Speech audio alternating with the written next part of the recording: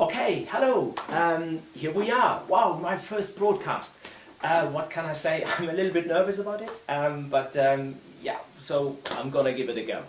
First of all, I know there are already hundreds of these YouTube channels out there, and I'd just like to say thank you so much, because I watch quite a few of them, and I learn, and I get inspired, and I don't know, I just really sometimes think that there is so much good information out there, and so just thank you for that. And if we can sort of like get this, if we can get this going and also keep it going and contribute a little bit, then wow, that'd be fantastic.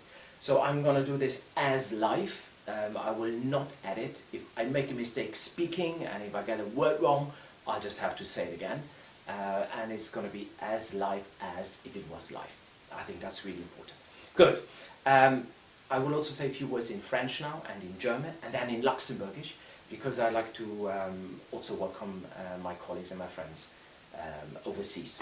Donc, bonjour tout le monde, je m'appelle Philippe, je suis trompette solo à la BBC, ici en Pays de Galles, à Cardiff.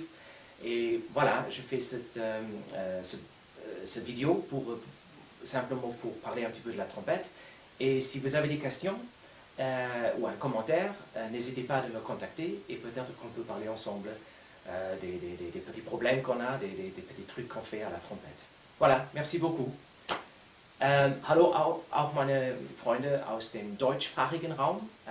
Ich wollte nur Hallo sagen. Ich bin Philipp, der Solotrompeter im Nationalen Orchester in Wales, in Cardiff. Und ich weiß, es gibt schon hunderte von diesen YouTube-Channels, aber vielleicht haben Sie Lust, mit mir zusammen etwas zu lernen und einen Austausch zu machen. Und wenn Sie eine Frage haben, wenn Sie Lust dazu haben, schicken Sie mir einen Kommentar ohne Frage und dann, ja, vielleicht schauen wir uns das dann zusammen an. And now for the third sort of like language I try to speak is my home language, is Luxembourgish. So I'm living in the motherland, I know that, I'm living in Wales, but I am from Luxembourg, and from time to time I also like to go back and see my friends there. So here it is in Luxembourgish. Moin, moin alle Guten, wie geht es euch? Das ist der Philipp, ich hoffe, geht euch alle gut. Der kennt mich schon, der kennt mich auch vielleicht nicht, aber wenn der Lust tut, habe ich einen kleinen YouTube-Channel über Trompet und all die Sachen, die mit Trompet zu tun haben. Schreibt mir einen kleinen Froh oder einen kleinen Kommentar in den Channel und dann lernen wir vielleicht ein bisschen zusammen und haben einfach ein bisschen Spaß zusammen. Okay, macht gut, bis die nächste Kehr. Adi! Okay, so here we are. I've got three questions, that's fantastic. So I'm going to go straight into the questions because I don't want this to be too long.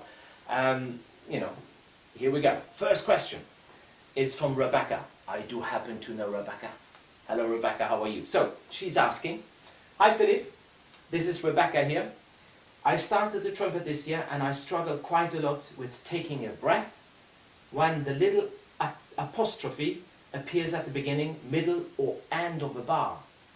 At least when I do, I have to stop for more than a beat, therefore making me out of time. Do you have any tips to help me get the breath in quickly? And she writes, thanks a lot. Hey Rebecca, that's a fantastic question. So, yes, of course, it is really, really tough, isn't it, when you start playing an instrument, especially a wind instrument, when you start sort of like playing and then you've got to take a good breath and playing time at the same time, together. I wouldn't worry about it too much when you play. But yes, when you start playing with a piano too, when you play a little duet, or even when you start playing your pieces, it's good to play in time. I think that is important, to get good rhythm going, a good pulse going. Right, so, tips. Okay, I have a few tips. First thing, it's called this thing. It's called a metronome. You know it's a metronome, but that's not its real name. Its real name is called the instrument of torture. So the real name here is the instrument of torture, because when I press the start button, it has a certain beat and it's like a conductor, and I have to somehow play with that beat. As an orchestral musician, the conductor on the rostrum gives me a beat, gives me a tempo, and then I have to follow that. So I have the other 60, 65, 70 people together in the band. But even when you're playing alone, And when you are playing with an accompanist or so, you have to have good time and good pulse. So, first things first, and I'm sure you have one of those, as I said, get a metronome. And the piece that you're playing right now, sort of like read it through with a metronome. Like if it's something like Frère Jacques, you know, the French tune, the French, what's it called? It's called the French hymn or the French tune, Frère Jacques. Everybody knows. Here we go. Bang, bang, bang, bang, bang, bang, bang, bang, bang, bang, bang. Bang, bang, bang, bang, bang, bang, bang. See, and in the middle there, after the one, da, dee, da, da, da, dee, da, da, da, dee, da, da, the fourth bar, I had to take a breath because I was out of breath. And that is naturally what I do. Okay? If I sing, if I hum it, if I whistle it, that's what I would have to do because that's how long my breath lasts. And however long your breath lasts, you have to then somehow breathe in time in order to get back into the music in time. I'm going to switch this up for a second.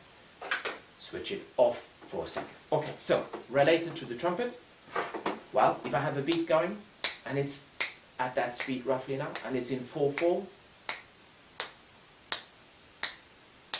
I think the preparation, how you prepare, is really important. So, going, for example, you could go, rather than putting the trumpet aimlessly on your lips, you could go with a ready, set, breathe, play.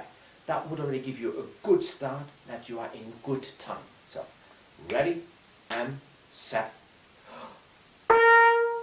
That would be a good start, okay? And now even in the middle of the pieces as you write, when the little apostrophe appears, you have to breathe in time. Well, you have to practice that, I think, first without the trumpet. Let's go with the Frère Jacques. So go. Oh, by the way, this is a great tip. Put the trumpet on the chin, you can fix 99% of all the problems. Here you go. Ready, 2, set. Do, do, do, do, do, do, do, do, do,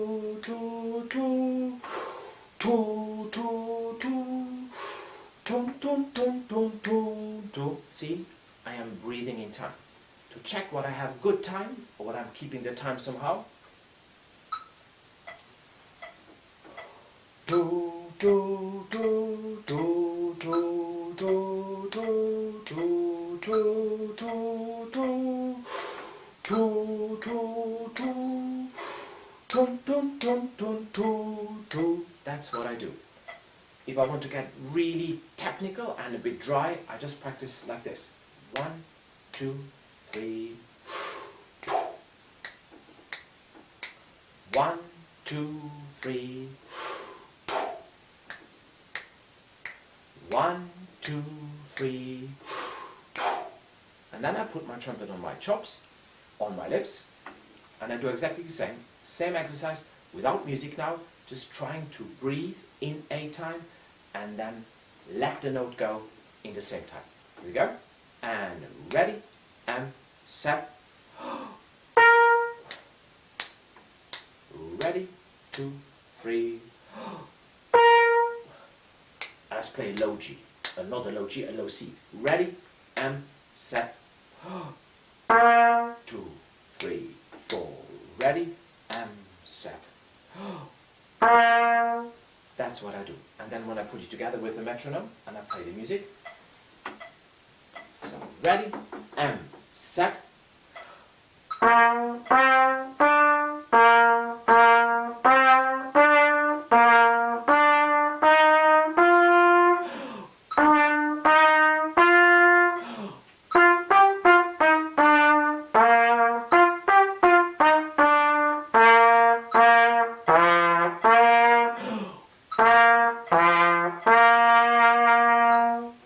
Okay. Now, what I like to encourage you, without getting too technical about how to breathe, what speed the air needs to go in and all that, is just to go with the metronome and the timing and think about the music. Hear the music in your head, or hum it, or whistle it, or sing it out loud, why not? And you know, then you will find where you need to breathe when you're singing, because trumpet playing, oh my gosh, if we could play like the best singers, that'd be fantastic. And if you do that, you find also the natural line of the music. And then your body, your whole sort of like setup here, your brain will tell you, that's where I need to breathe because I'm out of breath. And it makes sense to breathe because the way we speak and the way we sing and the way we should play, wow, if we could combine that. So that'd be really, really easy. So, ready, 2, set. If you need to breathe quicker, ready, 2, set. You learn that too. But that will come a little bit later. So, breathe and play in time.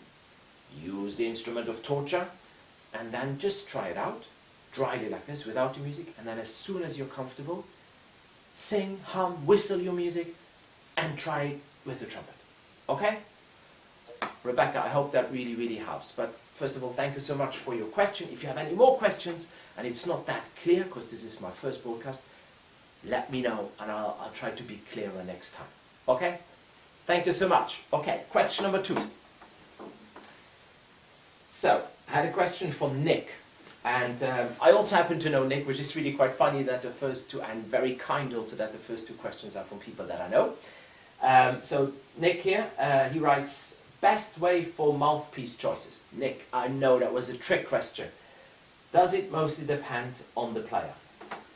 Ooh, super question. Okay, so, mouthpieces.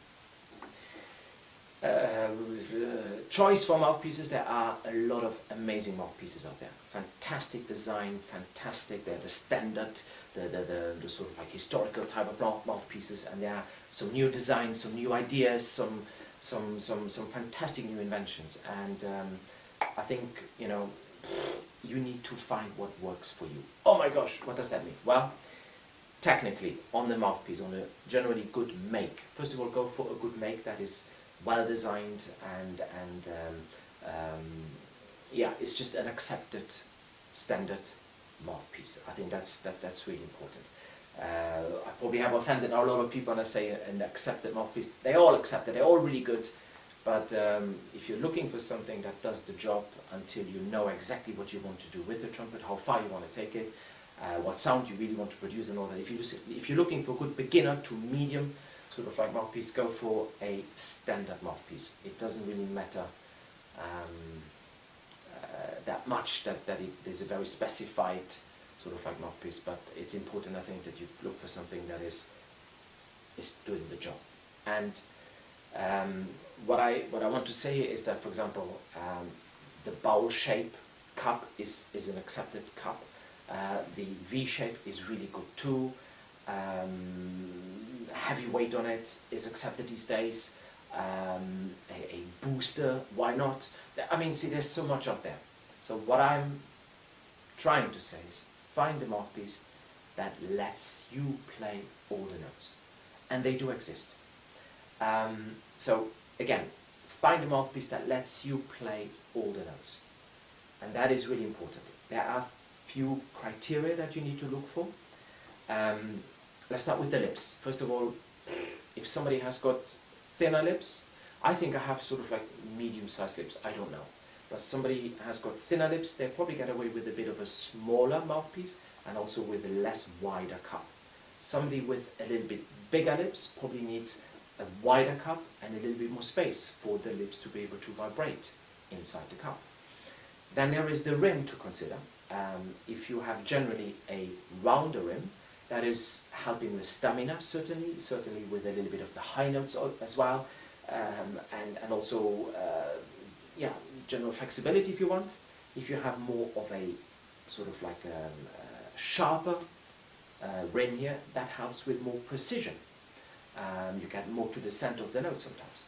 So these are general criteria, but as I say, find the mouthpiece that suits you best. In other words, that makes you play all the notes. And that only goes by feel. So you need to put something in your lips that feels good, first of all. If it feels good, can you play, let's say, a 2-octave C major scale? And that is always a good test. Or a G to G.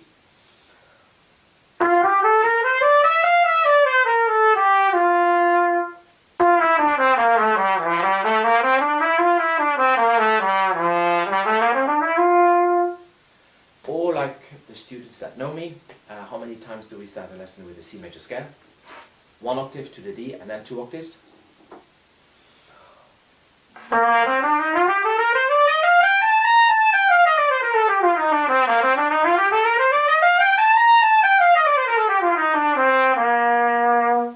And for me, the first note wasn't all that great there, but for me that is always a good criteria. Now, I would recommend a mouthpiece that is possibly standard rim, because that's a good combination between not too sharp and not too round. I would recommend a mouthpiece that is not too big. There is a theory there that you should play a small mouthpiece, or as small as you can get away with. That's a great way of thinking. Then there is another theory that says play, as big as you can to get that big, rich symphonic sound. I don't think in those extremes. I think first of all that your sound concept, your idea of a sound, is developed at the back of your brain. So not so much with the brainless piece of pipe or mouthpiece, but I think it's important that you find a piece where you feel comfortable that the low notes speak and that the high notes speak. And the rest is, in my opinion, a bit of work. You have to really kind of like just do your exercises, play your pieces and see how they feel and how they sound. So be always guided by what it sounds like and by what it feels like. And if certain notes don't speak, you pick it up, and certain notes don't speak, then maybe it's not your mouthpiece. If something else you pick up and it really feels free, relaxed and easy, that's maybe your mouthpiece. And then don't change mouthpieces too much. That is difficult coming from me, I know. That is because the people that know me, that they know that in the last years I've been looking for something. And I think I get closer to the truth. Here is one little thing. We finish on this about the mouthpieces. When I read that question yesterday, I knew exactly what I was going to do, and here's what I'm going to do. Here is my box of mouthpieces, and if you really want to know how many there are in there, I haven't counted, but there's over 100 in there. I do tend not to change mouthpiece for every day. I also try not to change it that frequently, although I have changed frequently too much in the last years. I used to play on one particular mouthpiece for about 12.5 years. Quite a few people asked me what it was. One or two people wanted to copy it. I said, there it is, it's in the shop, go and buy it, get it. And then a friend of mine came along and he showed me something new, which I played on for a few years, was very, very good, but it wasn't what I really was used to, and it wasn't quite right and all that. And that's had a little bit of a sort of like I don't know, a bit of, not panic is maybe too strong a word, but a little bit of insecurity certainly, because ever since I've been looking.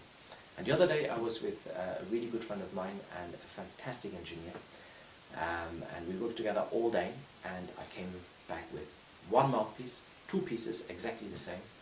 And I said to that gentleman, I said, look, I really want to go home now, and I really do not want to go and try anything else.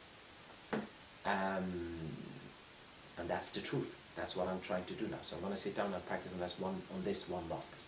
Okay, and there is actually a joke that we have as the sort of like trumpeters with the one or with the many mouthpieces. And apparently it goes a bit like this.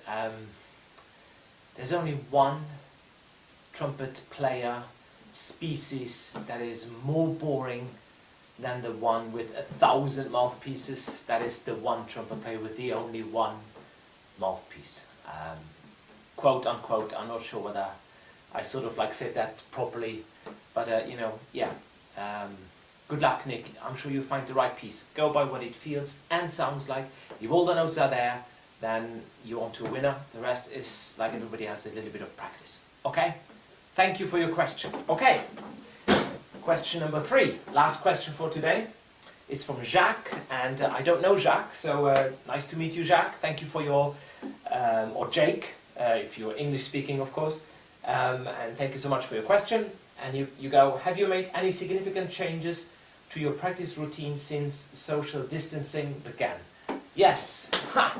I have, because here we are on day 13 at home, and it's also the 1st of April, so it all comes together now because this is a fantastic question. I don't know how you thought of that, I mean, because it's exactly how I wanted to finish the video. So I have made a change, and you see the yellow book here, and if I hold it like this, you see a bit closer to the camera, and it's the Double High C in 37 Weeks by Roger W. Spalding.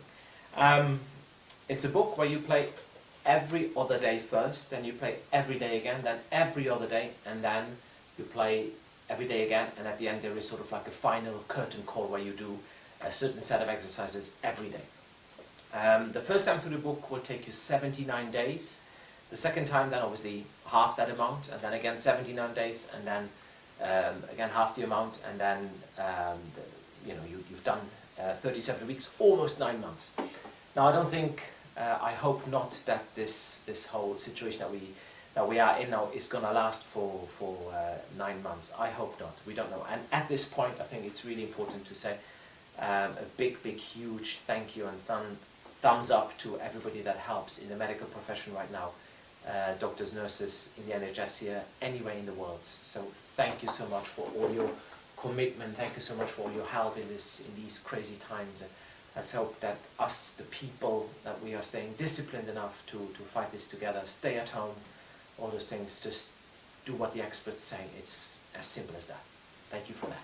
Okay, so, yes, I've changed my routine because obviously when we're working in the orchestra, when I'm working as a teacher, when I'm working in other places or whatever, I usually work and play every day.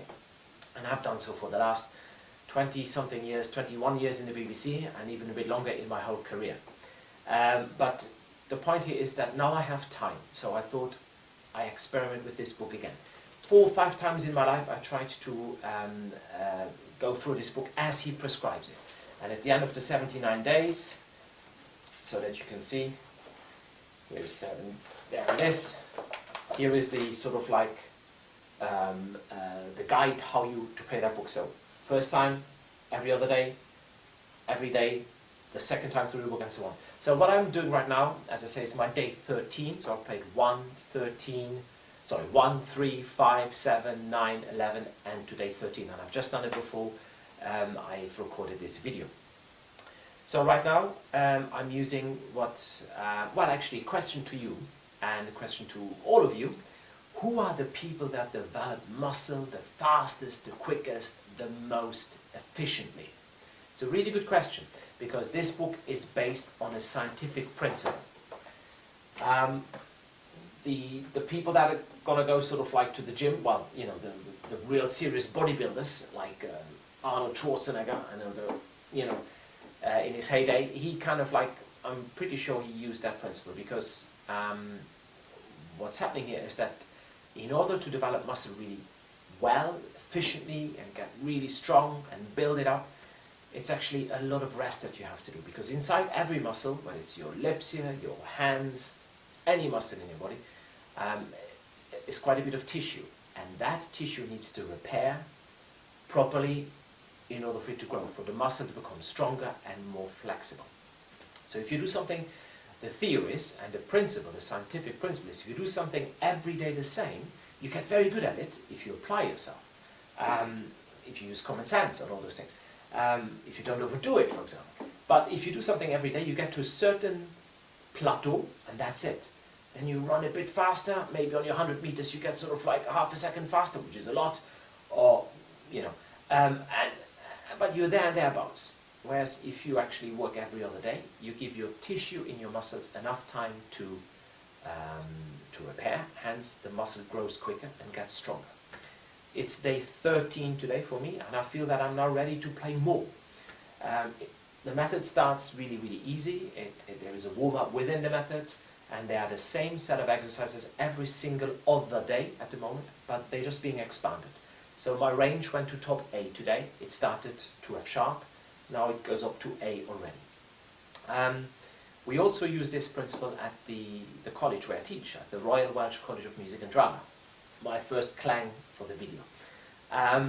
What do we do? Well, we have a certain name for it, but that is my question. Who are the people that develop muscle the quickest, the fastest, the most efficient? And we're calling the method, We named it after, you know, that category of workforce. It's not the bodybuilding people, although, as I say, they use the same principle.